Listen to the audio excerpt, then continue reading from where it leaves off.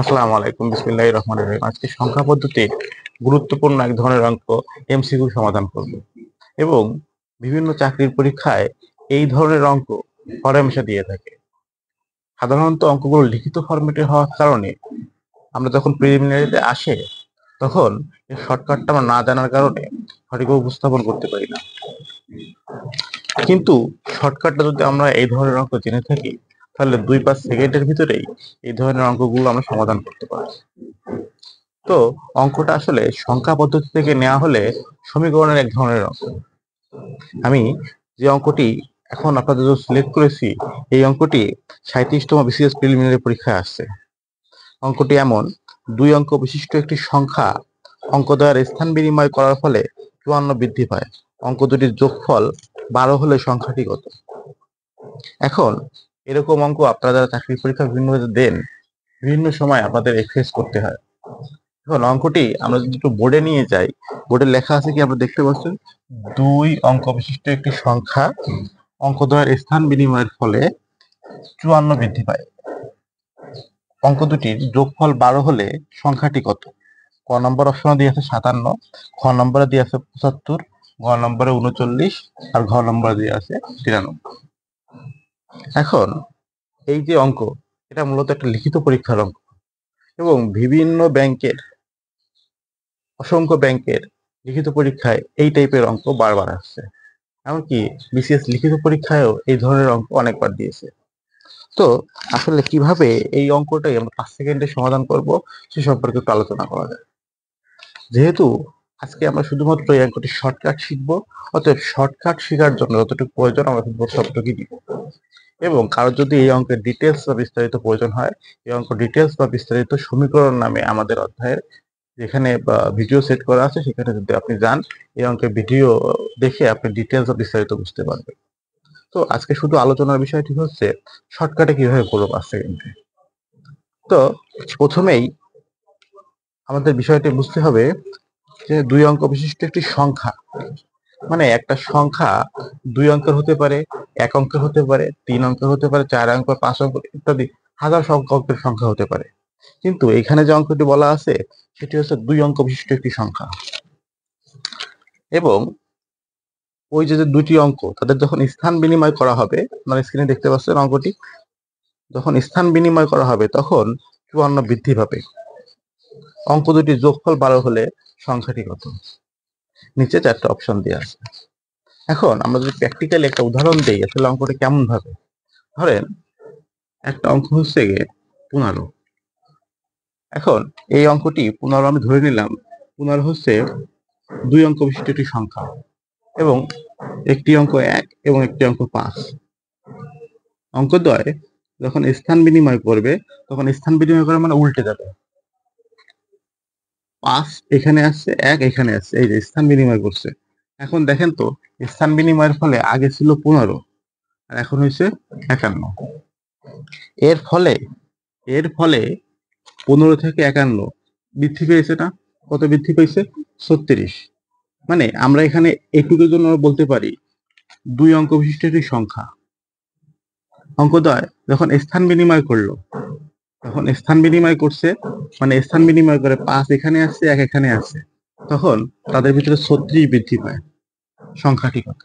এভাবে আমরা একটা অঙ্ক সেট করতে পারি।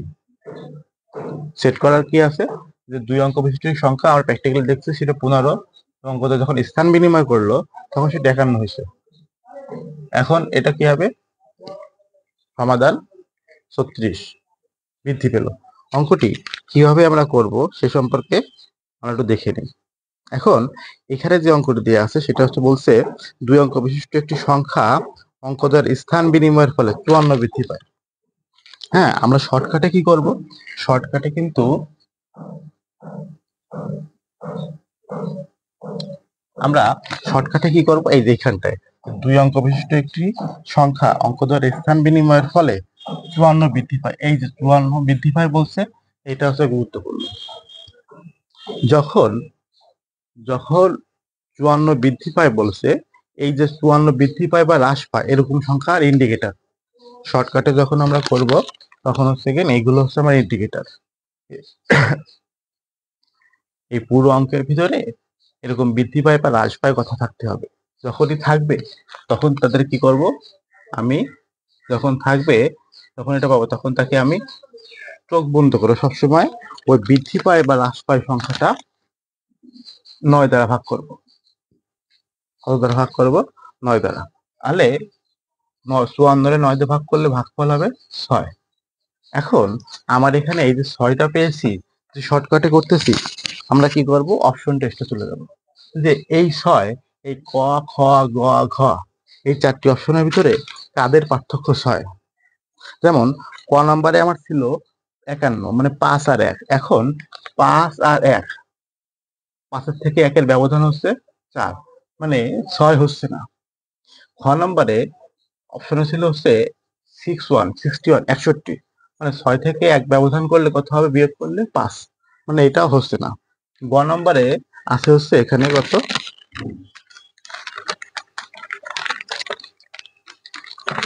গ নম্বরে আছে 39, মানে 39।